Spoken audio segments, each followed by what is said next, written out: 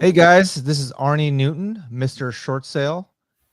So today we got an amazing guest, a good friend and fellow realtor, Charlie Clifton from Home Design Realty. So Charlie, I've known him for, man, Charlie, how long has it been now? Almost 3, 4 years. Yeah, probably 4 or 5 now. I think I first met you at a RIA picnic. I don't know if you remember that. Yes, So that's the first time I saw you.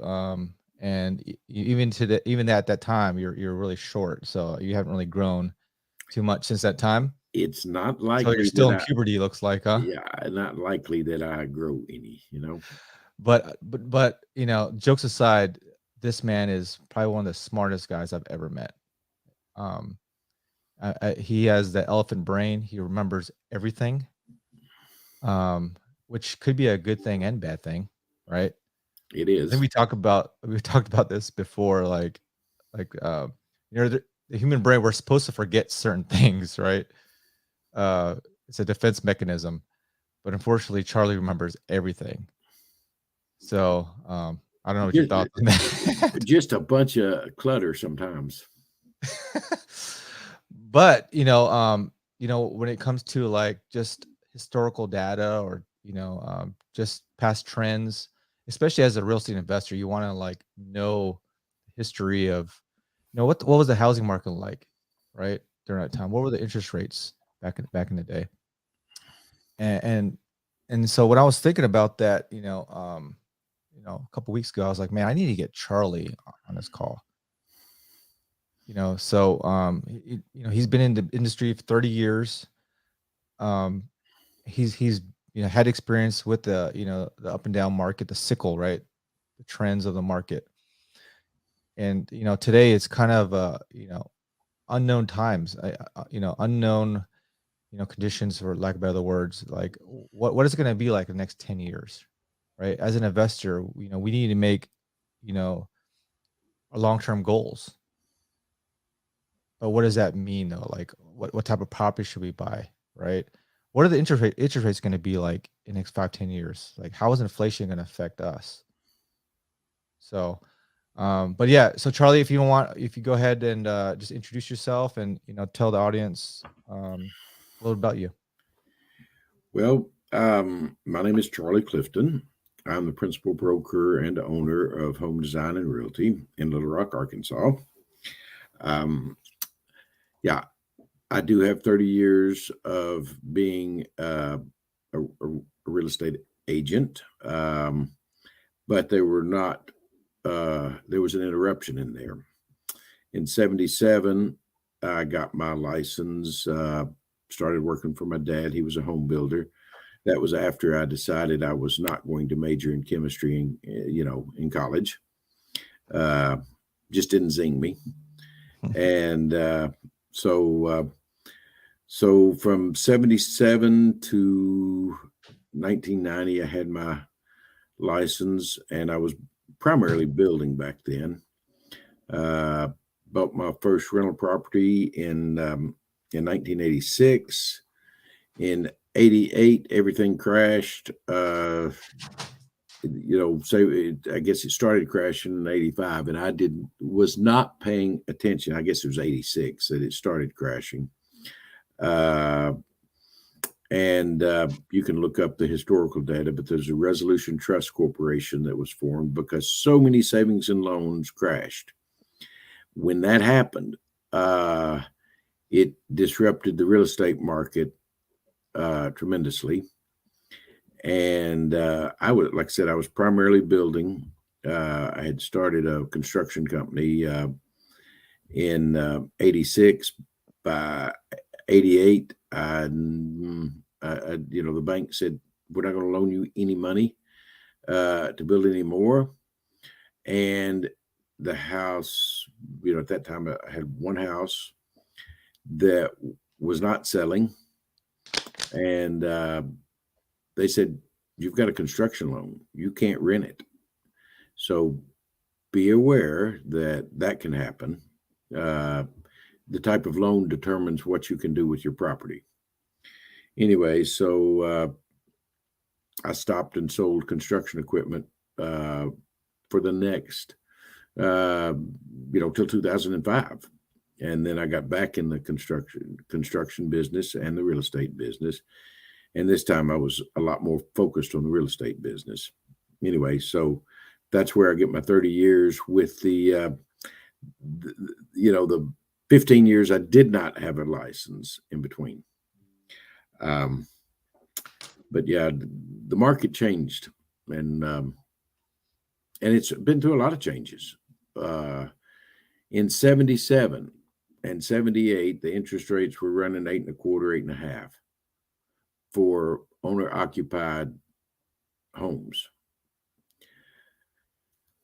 By 1981, interest rates had risen to 18.5. We had construction loans at 22%. Some of them. Moly. That was a really interesting time. Is that from inflation? That was inflation. We had what was going on at the time, what they call stagflation, which is inflation plus a stagnant economy. There's various reasons for inflation. One is an overheated economy. That's where they raise interest rates to slow down the economic activity, and it works. Well, I think and sorry to interrupt you. I just want to plug this in, but the labor costs, right? The labor cost, material, the cost for goods and services, yeah, is exponentially high. Everything was going up. Part of that was the oil embargo that the United States went through, and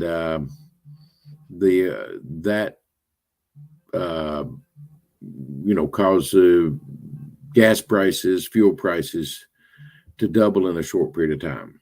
Well, everything relies on energy to get from one place to another. Mm-hmm. So that is a big part of what, if your energy costs go up, all your costs go up, everything. So that caused that, to a great extent. So that caused a slowdown.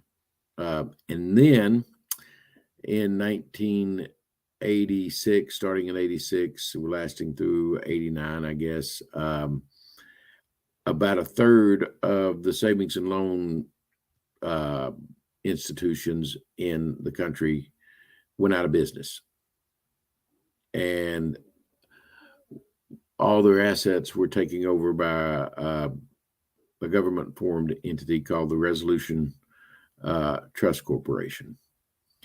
And so it caused another disruption in the market. And so that put me out for, like I said, out of the business for 15 years. So then we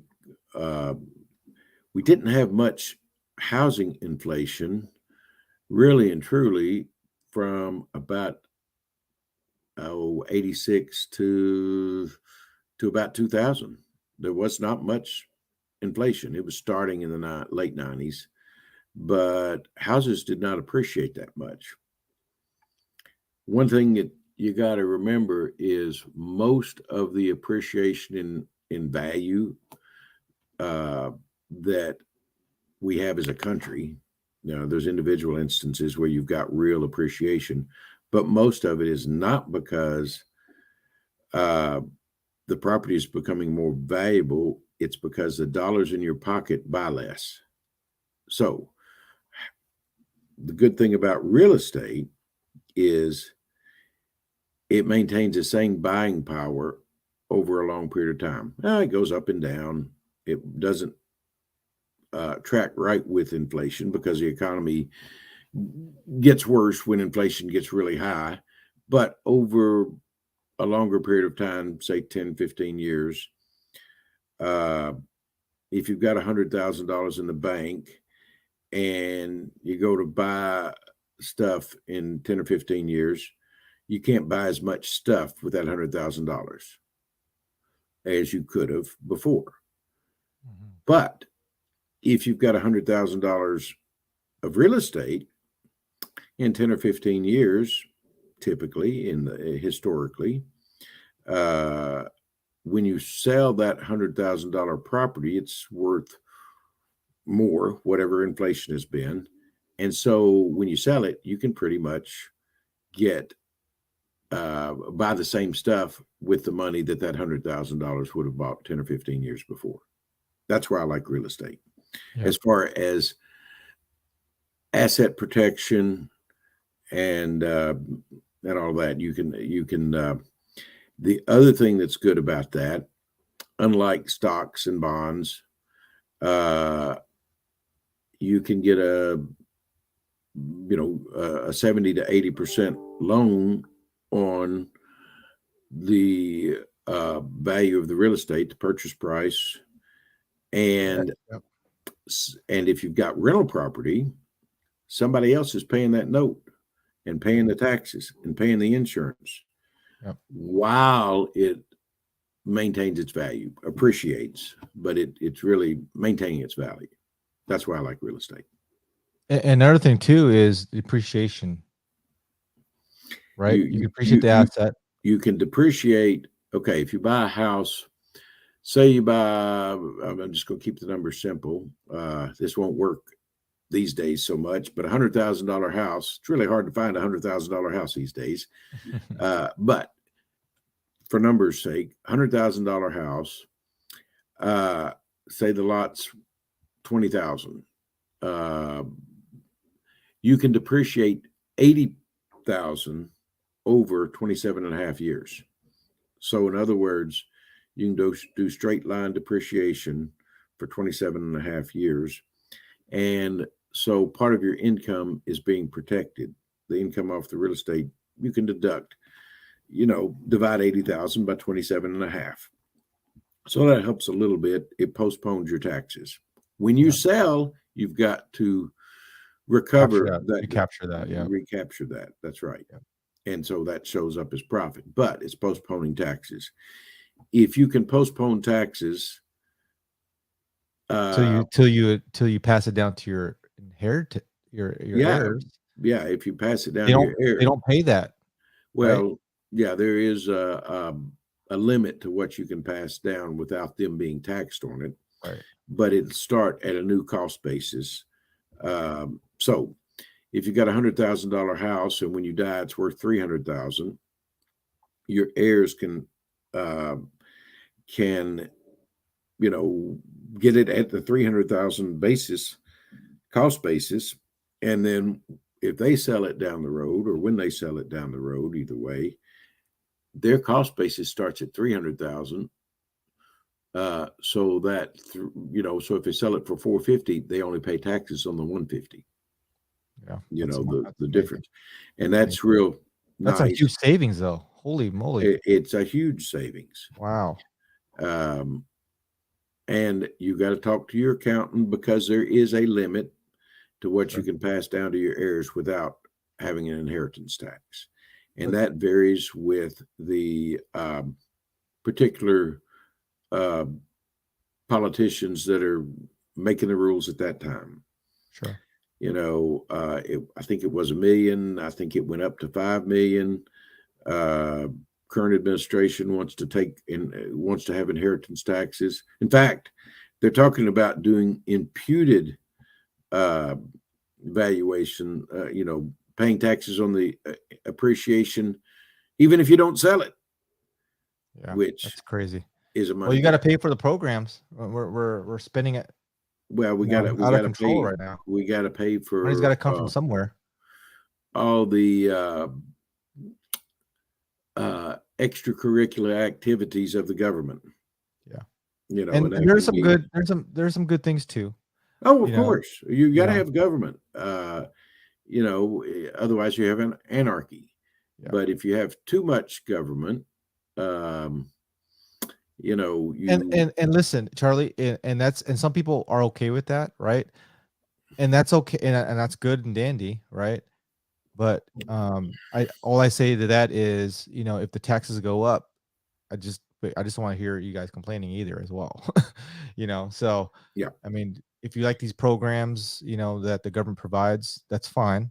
And if the majority of the population likes it, that's part of our, a democratic society, but it comes with a cost at the end of the Well, day. So the if you just can't complain about, your income is less because the taxes are high. if you're voting for If you're those, doing these, if you basically vote these politicians in that are pro these big programs. So, yeah. Well, and I don't want to you, go into politics. I yeah. just want to throw it Well, out there. you just yeah, you've got to think about uh, you know, look at some of Thomas Jefferson's quotes. I'm gonna uh, butcher them, but any government big enough to give you everything you want is powerful enough to take everything you've got. Sure.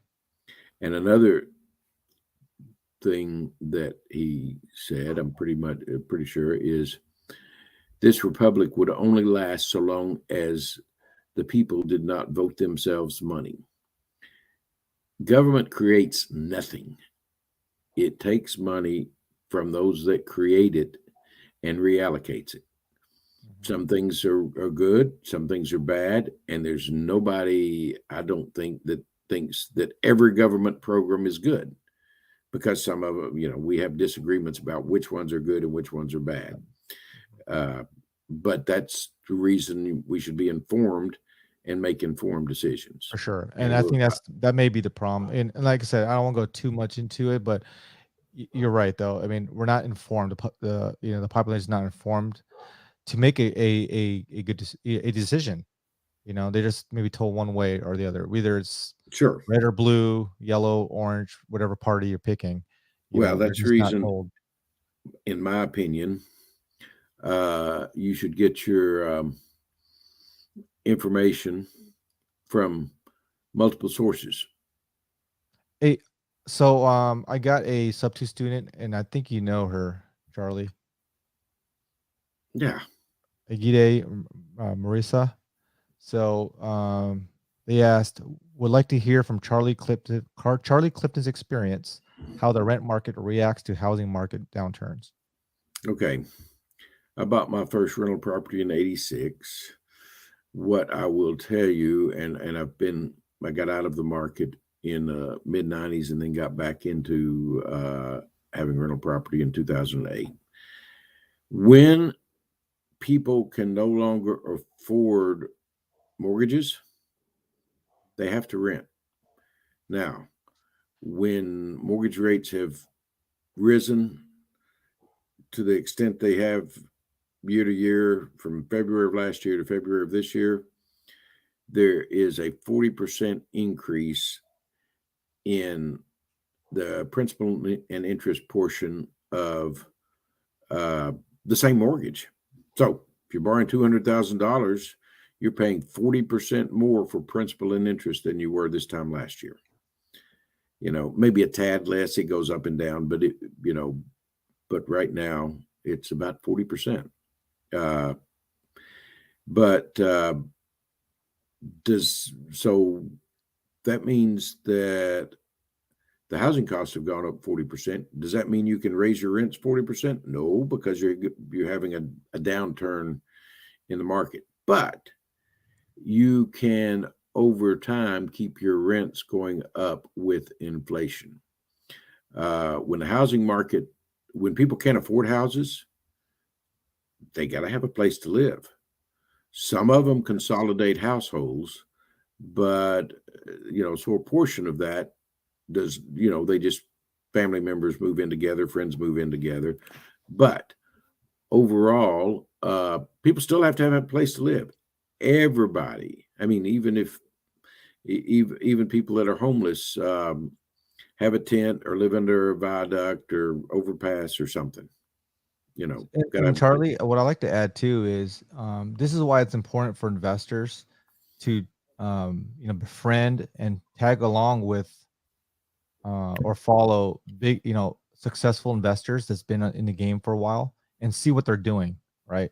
For Yep. example, uh, I went to go see I'm sorry, I went to see Pace Morby in Dallas Yep. about a month ago, and we had a conversation, and I would just ask him in just general, I was like, "Hey, are you buying in Arkansas?" And he's like, "Well, I'm trying to trending away from single family, and now he's just focusing on multifamily houses."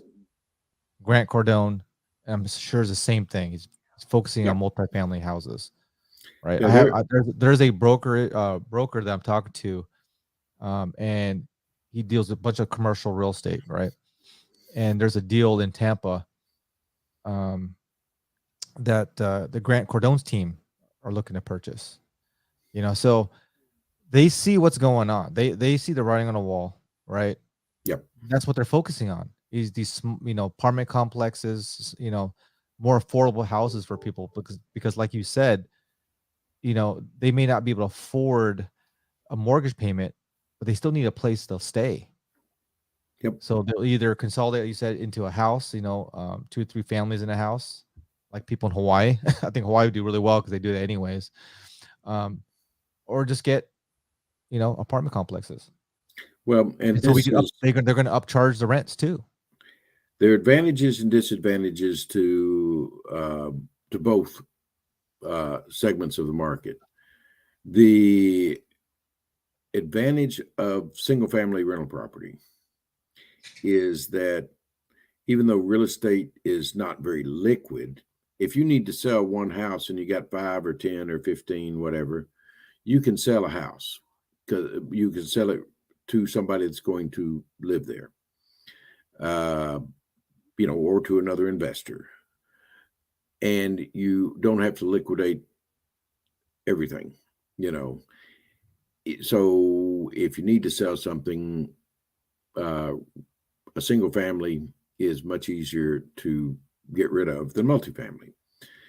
The advantage to multifamily, especially anything over 5 units, um, is that you have, uh, you know, if you've got 10%, I mean, if you've got 1 unit uh, vacant in a 10-unit building, you got a 10% vacancy rate. If you've got, one of your houses vacant, you still have a 10%, but if you only got 5 houses, that's a 20% vacancy rate. So there are some advantages to having apartments managed professionally, so that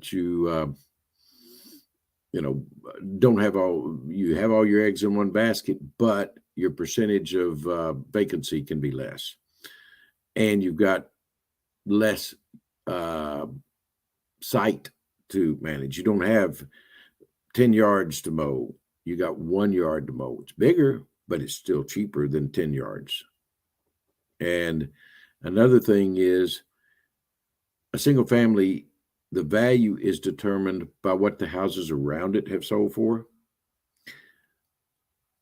Commercial property, 5 or more units, are considered to be commercial. They're valued at what the income is. So if you can increase the income, the value goes up. If you raise your rent on your single family by $100 a month, the value did not change because you're limited by that house, the neighborhood of that house. You can't, just because the rent goes up does not mean it'll appraise for more. It only appraises for more when the values around it or the similar properties go up. So you can influence an apartment complex a lot easier, the value a lot easier than you can a single family. So that's a couple of differences between the two. Love that. Thanks for that, Charlie. I appreciate that. And thanks for asking that question, Agide. Good question. Hey, so I'm looking at here. I'm gonna share my screen really quick, Charlie. I think this is really interesting. I just didn't realize it. Um, share my screen.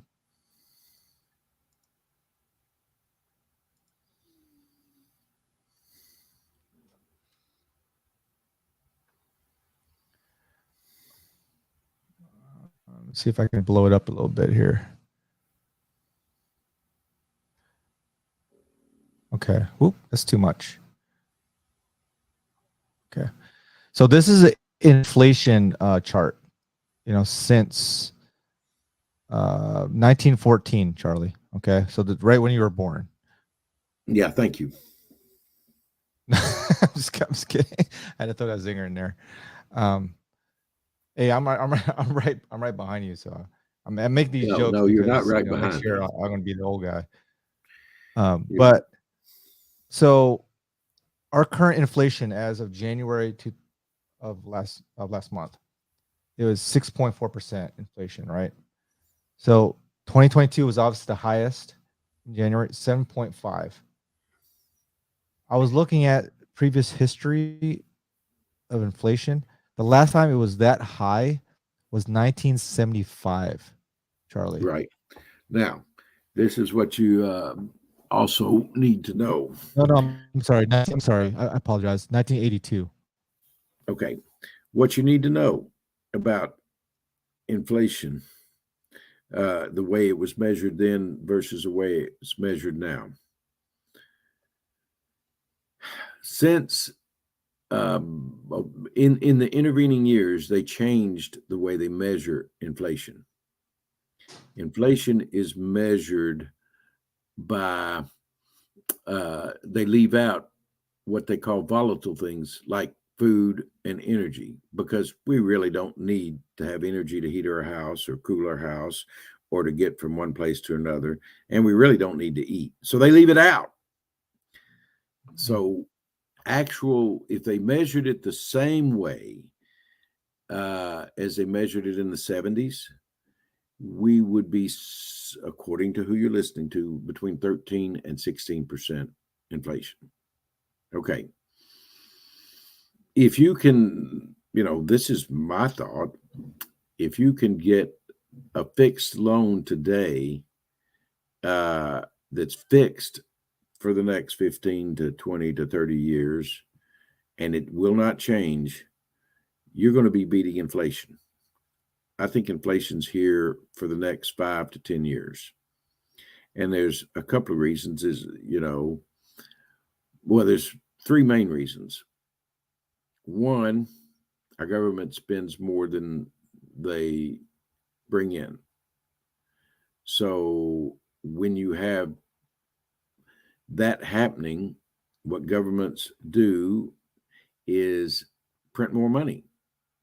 Well, everything they print makes, every, $1 billion they print makes every dollar that's already out there worth less. And we've got a big Well, economy. It's in the so trillions, but still, okay, I'd like to add it something, does. Charlie. Yes. And I apologize. There's a little bit of a delay, Charlie, because Cabot has the worst internet here. So there's a little bit of delay. So I don't want to talk over you. So I apologize if I do that. You're fine.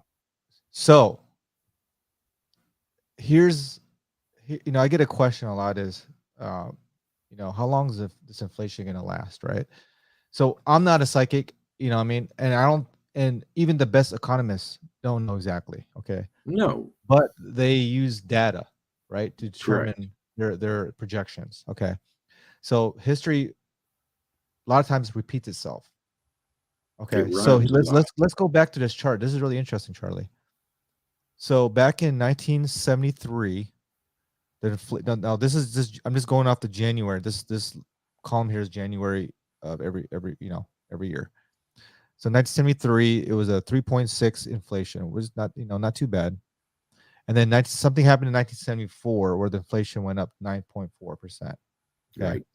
And then it spiked again, 11.8. Okay. But look, so I'm seeing how many years that is from when it started going up and the sustainment of it, because it actually went down a little bit and then went right back up again in 1980, 81. even to Yes. 82. So that's how many years is that? One, two, three, 4, 5, 6, 7, 8, 9. That's 9 years until it went back to where it was in 1973. It's Yep. 9 years. Okay, so let's go down a little bit, and I can go back. I mean, I can go earlier and check it, but let me just from that data itself. Excuse me. So let's go back down here. So we've been having historically low inflation since early, really early 2000s. Yep. Okay. I mean, yes, it went, 4.3 here, zero, but historically low. Okay.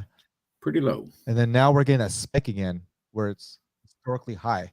But we're only in the very beginning of this inflation, right? It Yep. looks. So going from that data previously, just by just the snapshot of me looking through it, we're still on the first 2 years of a potentially 8-year inflation. 5 to 8 year inflation potentially. Yeah. I mean, Right? and nobody has a crystal ball, No. or they don't communicate with me if they've got one, because I would Right. like to have it. Yeah, I'll buy that. Uh, I'll steal that thing. yeah. But Uh, but you know, I mean, I don't see just from that data, it just doesn't show that it's going to drop after 2 years well, to no, the and previous okay, levels. that's one way to look at it. Another way is to think about the reasons behind inflation. One, there's many reasons behind inflation. Inflation can be because uh, people are all trying to buy the same thing. You know, that drives the cost of that particular product up. When there's not enough product for versus demand. Okay, that's the supply side. We're going to have that, uh, because China, is having where we get all our cheap stuff. Is their economy has contracted because of COVID. You know, uh, I believe that's a self-inflicted wound. You know, because they were researching stuff. But anyway, that's a different matter. The but so that the supply is not enough, so that drives prices up. Okay, another supply issue is the supply of money.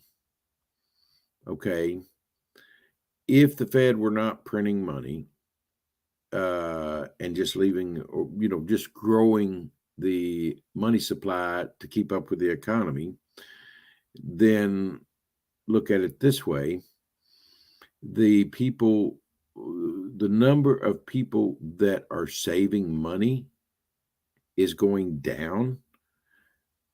Partial and investment in all kinds of things is going down, partially because the largest generation ever to exist on the earth is reaching or has reached retirement age. What do people do when they retire? Do they put their money in stocks and bonds and treasuries, or do they put it in Spend it. treasuries? But they're starting to draw out money.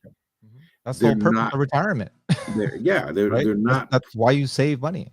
they're not That's putting any Dave more money. Ramsey's theory right there, right? You save money, Right. so but when you retire, you can, live out the rest of your lives, without Yep. have to work. Yeah. With And no stress. since you're living off of what you've already done, you're not putting any more into the system. So Hey, this is Jessica. around the Hey, by the way, Jessica, Charlie, yes. Jessica says something here. She says, before Hello. that, she said, she's waiting for you in your office. Says, why are you not there? Because So I Jessica figured we'd is have an one of interruption. the of Charlie's realtors, by the way. Yeah. She Jessica was the top producer at Home Design and Realty last year. She's a go-getter. She takes care of her clients. I love Uh, that. which is what it takes. You know, Yes. Yep. you if you take care of clients, you you do a good job for them, and then refer you to other people. Yeah. And she's just a great personality. Just talking to her, you just want to be friends with her on day one. Oh She yeah. has that personality, so she's a keeper. Oh, So definitely. I'm really happy for her. I'm glad that she's working for you, Charlie. Not really for you, working with you, right? It's not really for you, it's with you. Yeah, yeah. It's a team effort. And what a lot of people don't understand about realtors, uh, yeah, we compete for business to a great extent, but most of our deals are more collaborative than, cooperational than adversarial, because you've got a buyer's agent and a seller's agent. Now, occasionally, we represent both as realtors, but most of the time, you got a buyer's agent and a seller's agent. And the value of of the realtors, people think we get overpaid. Of course, personally, I don't think so, but but we take the uh, emotion out of it to a great extent, because when people are spending money, they're emotional about it.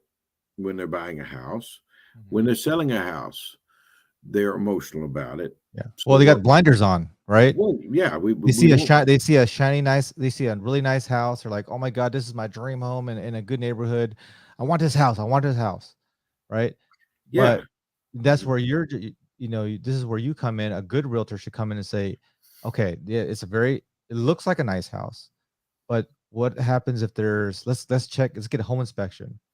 Let's yes, see you if there's always got any to home underlying inspection. conditions on this house. Maybe there's some structural issues, right? What is how old is that HVAC unit, right? What about Well, the it's neighbors in the back, right? Like, what's you up with just their 20 pit bulls back behind the house, right? yep. Why is there gunshots at nighttime? When I'm checking out the property. Those are Well, the things that you need to, you can't force them to make a decision, but you inform them on certain things to give yeah, them the best decision on our purchasing job a is to property. inform them about uh, the positives and the negatives about properties, and every property has some positives and negatives. Yeah. Um, And I think realtors are underpaid because, a lot of people don't understand. And, obviously I work with a lot of realtors, right? I work with you a lot, but I see behind the scenes things, what realtors do. They well, don't get paid unless it closes. So, yeah, they're paying for, the marketing, they're paying for the drone footage, the high definition, photos, the gas, you know, to and from, the time away from their families, doing, open houses on Sundays, when they should be at church, and then nobody shows up in those 2 hours, you know. So I definitely think they're underpaid, unfortunately. But people see that at closing table, they're like, "What the heck? He's getting 3.6%. What the heck? How? Why?" They didn't do well, anything. They just signed some contracts, and no, they have to negotiate the deal sometimes. You got to deal with their appraiser. Maybe it doesn't appraise, so they have to, maybe go out to a property. I know you've done it on my property. You saved me a lot of money. You made me a lot of money just by remeasuring the house and say, "Hey, they're missing a couple hundred square foot here." yeah. Uh, That's a lot of money. 200. I mean, even another 50 square foot. That's money in your pocket. well, we looked at what more than one house that I said, look at this problem. You know, uh, you remember that house over? Let me see, where was that? Oh, I already That know what Alexander House. Yeah. yeah, Oh, that's a yeah. That was I that learned a was lot of lessons. Yeah, the hard knocks on that one. yeah. And then, boy, you got the Alexander House. We looked at one in Benton that Mhm. had all the moisture problems. Yep. Mhm. Uh, We looked at the one. I think this was also in Benton. I think it That was well, there's one in Cabot, I think. One of my okay, first house I was trying to look at yeah, with and the truck in the driveway. Remember that? It was like half in yeah, exactly. gravel. Yeah. Uh, and then the houses that we went in that I said, shut your eyes, walk across the room. Oh, I remember that. Yeah, yeah. Remember that. And I was like walking, I was like, am I on a hill? Well, and But when you first see it, it doesn't, it's an optical illusion. You really don't can tell until you actually close your eyes and you can walk it. You're like, holy crap, there is something wrong with yeah, well, the and beams the or little something. things like that, and that's where, um, you know, I think we do a good job at Home Design Realty because we understand construction. Yes, Uh, that's oh my gosh, that's a good point. and Yes. not everybody can see the same things. Yep. Of course, I mean it doesn't even matter. But you do need to. I mean, we all have differences. There's things that I do not see. Yeah. You know, don't even notice. Uh, Color is one of them. If I'm looking for straight lines, Yeah. for flaws in the flooring, in the ceiling, in the foundation. But if you ask me, you know, sometimes, the third house I looked at, hey, you remember the color of that kitchen in that other house? Unless it was really, really different than everything Mhm. else, I couldn't tell you. But if if you say, hey, you remember that house from 4 years ago, the layout of that house? Yeah, I remember that. But that's what that everybody's got their strengths and weaknesses. So what I try to do is play to my strength, because color, you can change color. Sometimes it costs a lot because somebody has a dark color, or I got one right now that having to get repainted. The people have glitter on the kids' wall. You know, that's got to be fixed. To make it more neutral. Um, it's one of my clients. They've already moved out of town, and so we got to get the house ready for showing. So Oh, to put it on the market. So, but yeah, so pick a good realtor, talk to them. You know, uh, the more experience somebody has, the more likely you are to get a good realtor. But there's nothing wrong with interviewing 3 or 4 realtors, whether you're buying or selling, except for when you get to me, you stop because I'm the best. Yeah. Charlie, And, we and love you, man, and you know, there's a reason well, why you're very successful. And hey, can you hear me? By the way, there's a little bit of lag. Like again, I'm in Cabot, and the yes, internet's you're not coming across fine. greatest here. But I do want to stay. I want to get on top. One thing I do want to. We only got an hour on this, Charlie. So I just want to kind of highlight just how we hear on news about the Fed's raising raising the fund rate, X amount of basis points, blah blah blah, right? Yeah, and what that does, that Are you affects. guys still there? Can you hear Hello? me? Can you hear me, Arnie?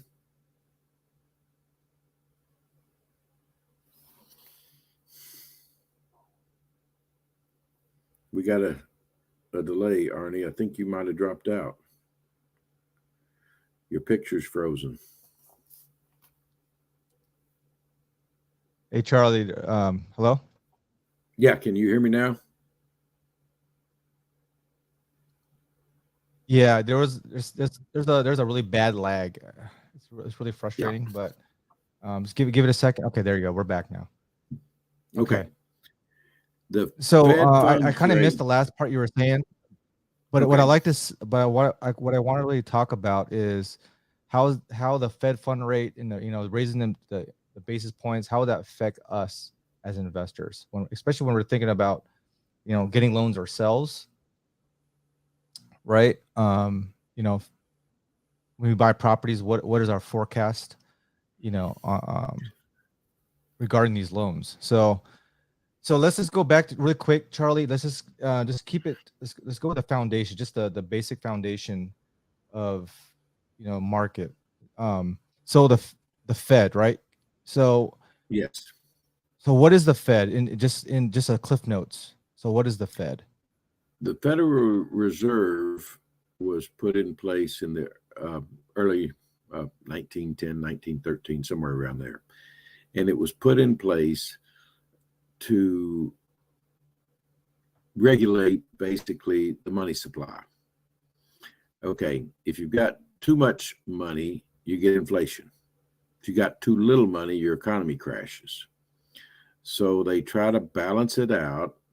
The governors of the Fed try to balance it out so that you've got a good, not too high an inflation rate, and that you don't kill the economy. So they'll raise interest rates to slow inflation down, and then they'll lower interest rates to keep the economy from crashing. Now, Well, that's Charlie, let me add one thing to that real quick. So so the Fed does have different, we call it different levers, right, to influence the economy, yes, right?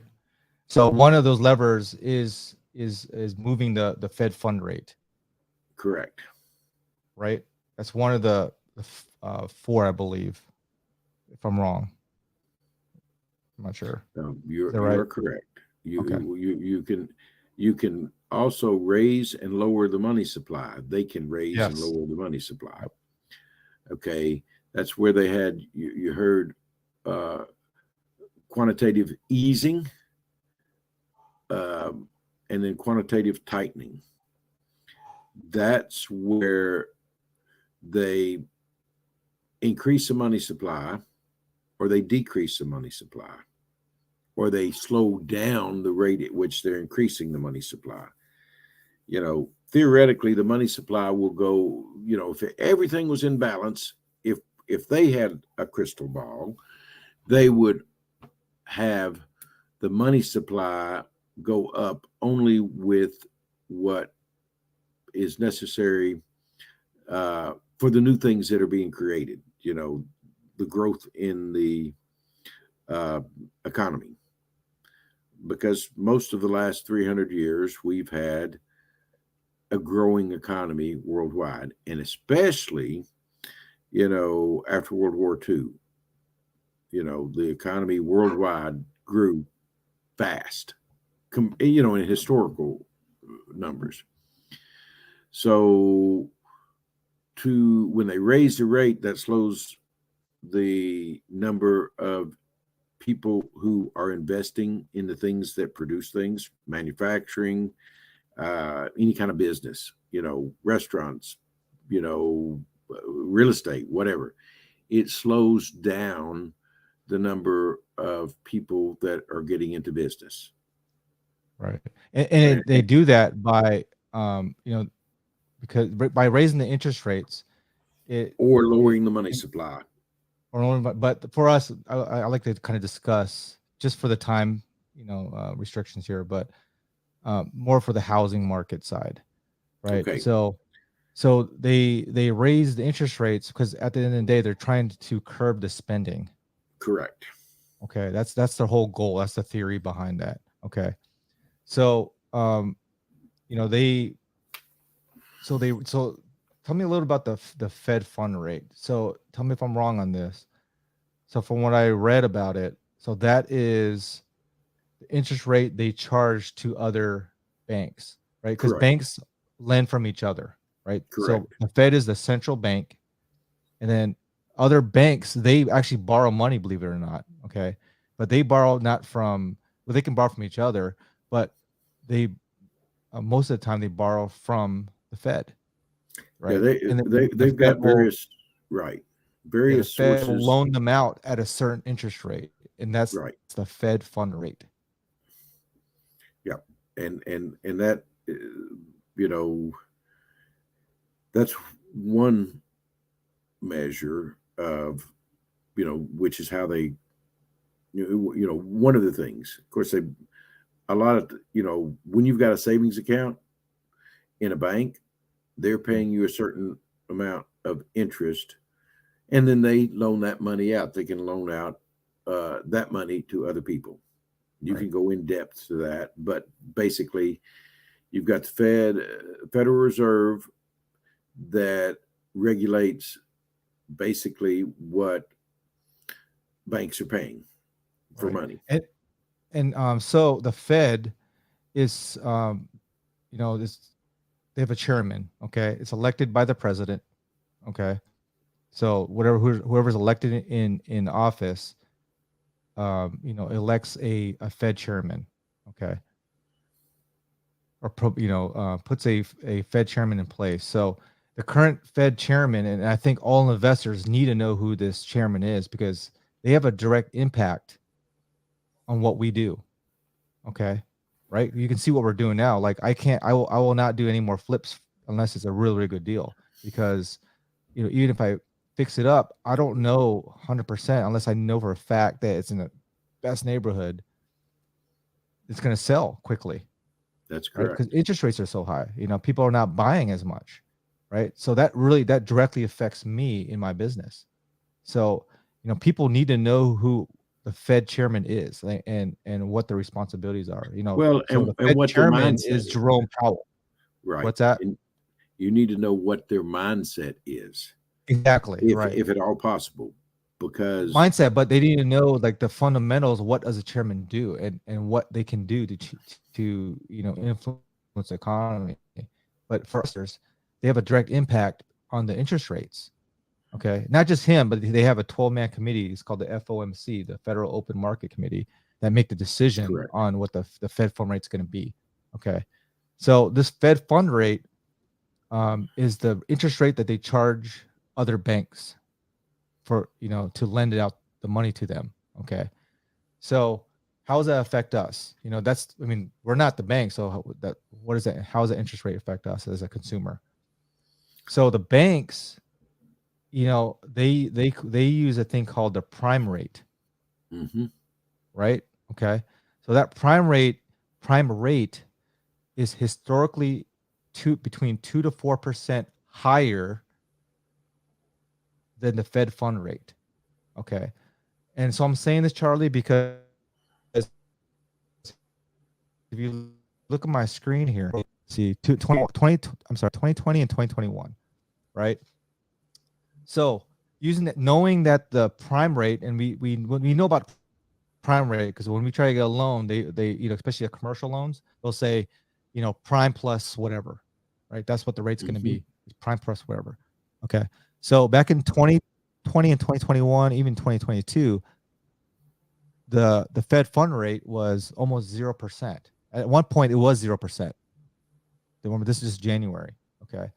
But this is why interest rates were at historically 2.8, 3%, Yes. right? For so many years, because the Fed fund rate was zero. Because remember, the prime rate is 2 to 4 above the Fed fund rate. So that's why our interest rates historically correlate, or the interest rates that we get on loans, right? The banks give us historically correlate with the Fed fund rate at 3% higher. Okay. So this is why today the Fed fund rate currently right now is 4.44. This is why interest rates are 6.5, 7% now. So I say this because I want people to understand where these interest rates come from. Okay. So they can make an educated decision in the future, right? They can look at historical data. We're not psychics, but we can look at historical data, the trends, right? So maybe the trend is, every 3-4 years, the fund rate spikes and then maybe goes down a little bit. Okay. But you can kind of gauge what the interest rates are going to be in 3 or 4 years by the data. Okay. Well, and another thing that a lot of people do not think about is governments around the world, including ours, are spending more money than they bring in. So if you spend more money than you bring in, you have to borrow it. Mhm. That sucks it out of the private economy. So now the other thing you can do, you can either borrow it or print it, or you can do both. And that's what most governments do. They print more money and they borrow money. They issue tr- treasury bills in the United States, U.S. savings bonds, whatever. But those are a loan to the government that pays a certain amount to the people that are loaning them the money. Mhm. Okay. The more the government spends over and above what it brings in, the less money there is for entrepreneurs, businesses, homeowners, car buyers, you know. So that is going to impact, uh, you know, what's available, what the interest rates are. Um, Another thing I started to say earlier is that as baby boomers retire, there's less money being saved. Mhm. And another thing, I don't think inflation's gone. Those two factors right there are driving it, as well as the supply chains being, very disrupted. You know, so based on what I see, uh, I think that real estate is one of the safest investments that you can make because it will maintain its true value. And if somebody else is paying, you know, the interest on that, you're ahead of the game. Now, let me say this: I would not get, uh, if possible, short-term loans. I'd get long-term loans. If the interest rate comes down, refi it at the cheaper interest rate. If it goes up, you're locked in. Yeah. So if you can lock in an interest rate now that you're not coming in 3 years or 2 years or 5 years and saying, Mr. Banker, I need to renew this loan for the balance that's still left. What have I got to pay? Yeah. You don't want to have to ask. That's the reason I say lock it in long term. Um, and and that pays off in the long run, because if the interest rates go down, you refi, pay less interest. If interest rates go up, you're locked in at today's interest rates. That's my opinion. Do not Yeah. have a crystal ball, but I would lock in whatever long term I could. Yeah, for sure. Absolutely. Because yeah, properties will appreciate, depreciate, right?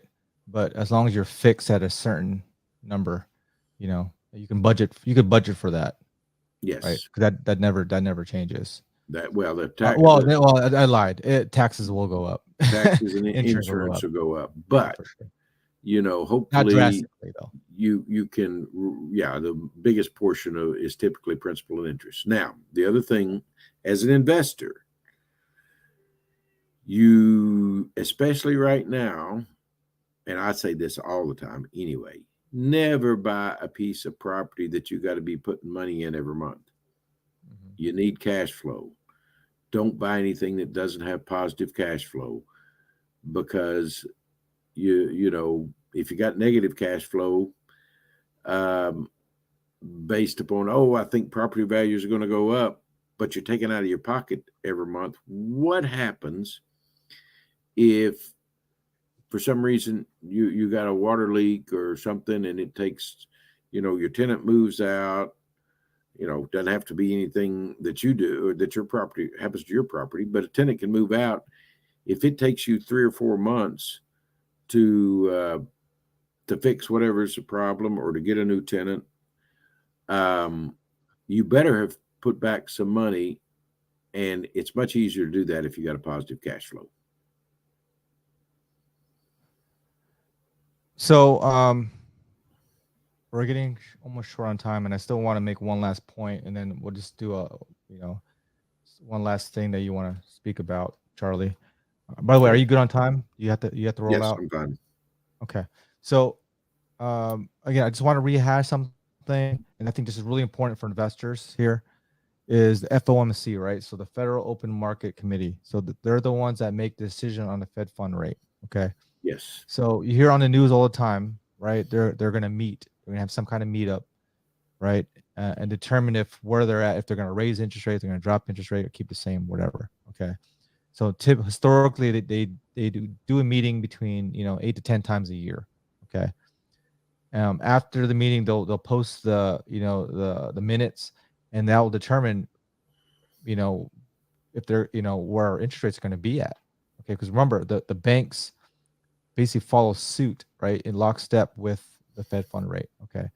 So also I want to add another thing too, Charlie, is so a prime rate, right? That's they call it prime because that's the best rate that you can get, right? The absolute Right. best rate you can get. That is But that's not to us. no, Those are to corporations, that's to the most institutions. solid corporations Yes, out there, the solid ones with the corporation, best correct. balance sheet, the Yes. best business model. It is not to every Yeah. corporation. So It's so only the th- most secure so it's corporations. 3% to the best corporations above Fed fund, right? And then the banks, really don't have to. They don't have to be. They're not tied down to that. But like I said, historically, they're around that prime rate. Okay, typically above. So if you get the best credit scores, you probably closer to prime, right? The less credit score, you're gonna be farther out. You're gonna pay a little more interest. Okay, so that's why rates right now, like on commercial, 8-9%. Okay. Yeah. So just saying, because we tried to apply for a loan, me and my brother trying to get Airbnb, and numbers did not make sense because we thought it was a good deal. We're like, oh my God, we got a good deal. The seller was going to carry back X amount. We try to get a commercial loan on it, and it just did not make sense. Like No. we're literally breaking even on, but as low as we can get is 8.5, Well, you know, and and I was this like, is what the heck? So, but if I would have known, you know, if I would have known about that earlier, we would have purchased earlier, but I just didn't see I don't think anybody saw it, but the interest rate hikes. But again, so there's a meeting every 8-10 months. Okay. The next meeting's in March, and you can just Google it, just FOMC meetings, and they post it for everybody to see. Okay. and if So you'll that's why you can pay kind of see in the stock market, right? You'll see in the stock market, if and this is why it's so important what Jerome Powell says, right? He has a lot of power what he says. He has to be very careful what he says. Okay. Because if the media catches on to that, people panic, right? They make decisions on what he says because he has that kind of power. Okay. Mhm. So if he says that interest rates he's not gonna, raise interest rates, people are gonna start getting loans, right? If he says he's gonna raise interest rates, they may, the stocks might fall a little bit, right? Maybe, I don't know, a raise, I don't know, but so, but my point is, you just need to know what he says. You need to know what he does, and and make decisions on your business. When it comes to housing market rates. and I would look at multiple opinions. Information is one thing, opinions are another. Mhm. I would look at various people, you know, um, some of the interviews and draw your own conclusions. Mhm. And none of these people, I mean, you'll see very, very successful people with very diverse opinions, Right. but it's worthwhile to look at these folks, see what they're saying, and then draw your own conclusions. For sure. Uh, But take this is why I bring Charlie Clifton on to my podcast. He graciously did that because I want to be surrounded by people who have experience. I want to be surrounded by people who are smarter than me. Okay. And not just smarter than me, that has more experience. Just because you're smart, sometimes I'd rather go with the most experienced person. Right. In the military, I will take a 10-year vet than somebody that's straight out of college, because they understand a lot of the nuances, the flow, the relationships, than just somebody coming right out of college. He may be the smartest person coming out of college, but he doesn't have the experience. Well, I will go back to what one of my college professors, told me. I got a construction engineering degree. After this, after I had decided Oh, so not you're one to. of those smart college guys, man. Yeah, okay, we're done here. Yeah. Well, this is what he said, and this is Nice really talking to you, important. Charlie. I'm joking. Yeah, exactly. He said this: you will only know about 15% of what you need to know when you get your degree. What the degree does is help you be able to find the information you're going to need, Sure. you know. But there is no substitute for on the job training, OJT. Yeah, sure. The experience that you get. Uh, College just gives you basic knowledge. Anybody that goes to college and thinks they know it all, they're very, I don't care who told them that. They're very misinformed because you don't. Yep. But it gives you some tools. For sure. And you got to think about knowledge as a tool to make decisions. So the more knowledge you have, the more tools you have to make decisions. Does that mean you're always going to make the right one? Nope. Like a friend of mine told me that I also own some property with, but this guy's big time investor. I've sold 500 or more properties for him over the last 15, 17 years. But he said this: anybody who's never lost money in a real estate deal hasn't done many deals. Or lying. Yeah, well, they haven't done many deals or they're lying. Yeah. I mean, you're going to lose money. But this is what my dad told me 40 years ago. You don't have to make money on every deal. You do have to make enough money on the deals you make money on to pay for all the rest. So Jessica says, Charlie has taught me very well on some of these homes. That seems a bit off. I really appreciate that. There you go. There you go. Like I said, there comes the experience. He's been there, done that. He's seen every single type of house you can think of. He's built homes, so that's amazing, quality to have as a lead executive broker or principal broker, right? What's the difference, by the way, between principal and executive? Principal's in charge. Real quick, without going too much in depth, Charlie, because I know you're going to go really in depth. Just simply. Principal broker, the buck stops there. Executive broker and associate brokers can do certain things, sign off on certain contracts without the principal broker, but the principal broker is accountable for everything that happens, in the brokerage. If an executive broker can sign off on documents without having the principal, but the principal is responsible. That's the difference. Principal is responsible for everything that happens, real estate wise. Whatever contracts, if there's a mess up, doesn't matter who made it, principal broker is responsible. Yeah. Yep.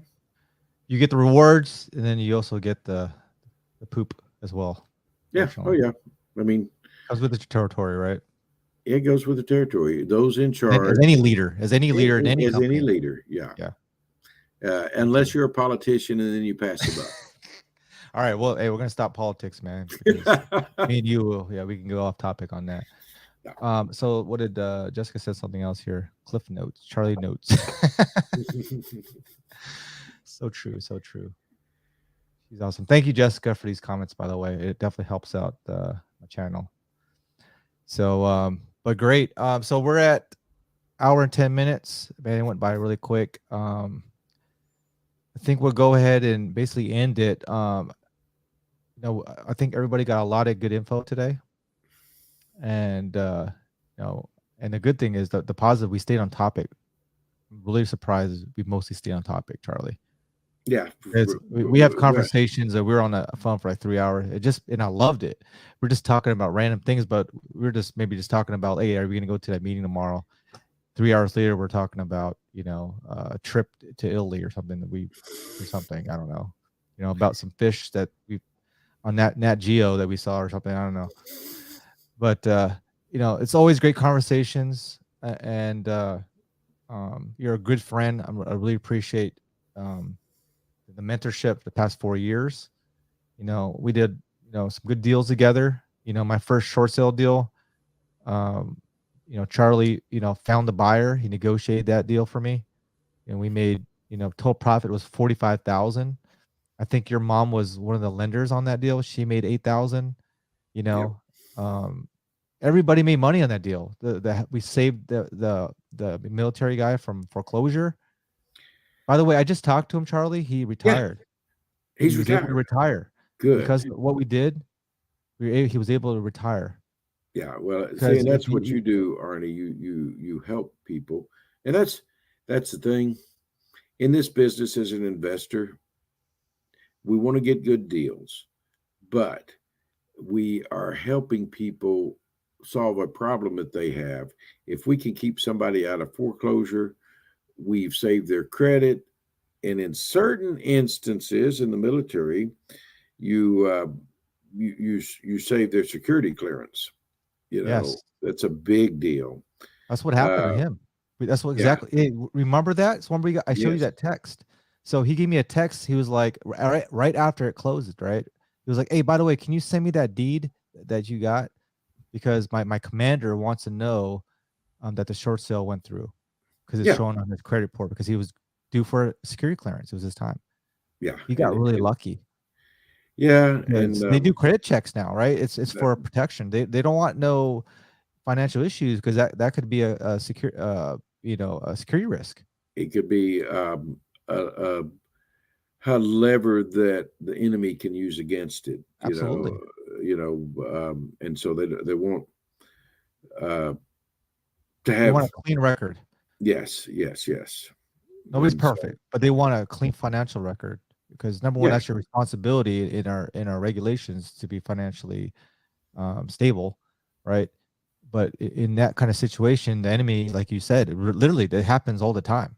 yeah. You know, Well, they'll blackmail you, right? they will Or blackmail they'll need money, so they'll ask for money. They're like, okay, I'll give you the money, but I want some info or something. It happens all Yeah, the time, believe it but or that not. doesn't happen in politics. Yeah, yeah, Anyway, they're I'll protected shut from up things. about that. But anyway, Yeah. yeah, Arnie, appreciate your time. Yeah, that was a great Enjoyed time, it, man. man. And let's Always, let's let's do this in the future. If I think people will have great value by listening to what you have to say, your opinion. well, Um, and I'd get you know insight into things by talking to people. I learn from people every day. So I appreciate this because we get the chance to interact with people who see things that I haven't seen, you know, yep. and Um, or make me think about something I haven't thought about. yep. And that's what I love about you too. You're open to other opinions, right? Whether you agree with them or not, at least you'll listen, right? Well, we need to So, have dialogue, and yes, that is in our personal life, in our business life, and in our politics. We need dialogue. yep, If we don't have dialogue, we cannot come to as good a conclusion, you know, in anything, you know. I agree, So 100%. So, how do people get a hold of you? okay, So well, you can see my cell phone there. It's Charlie Clifton. My cell phone number is 501-804-5919. And you can go to our website, Home Design and Realty homedesignandrealty.com.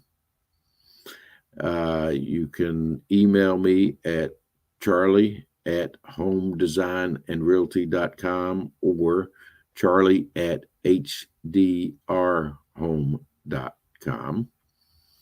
And then, of course, You got if an I'm not, Instagram too. I believe you got Instagram as well, right, Charlie? yeah, I'm not really good on social media, Yeah, but you're getting it. But you have one at least. Yes. So that's awesome. So what I'll do though, is I'll go ahead and link those the description, link the how to contact you on the descriptions below.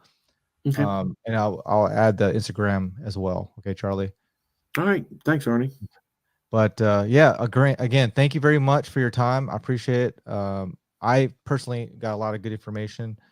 But until the next time, so maybe we'll try it. Maybe the next couple of weeks or so, we'll do another session. If that's cool. Sounds good. Okay, awesome. Well, thanks again, guys. Appreciate it. Take care.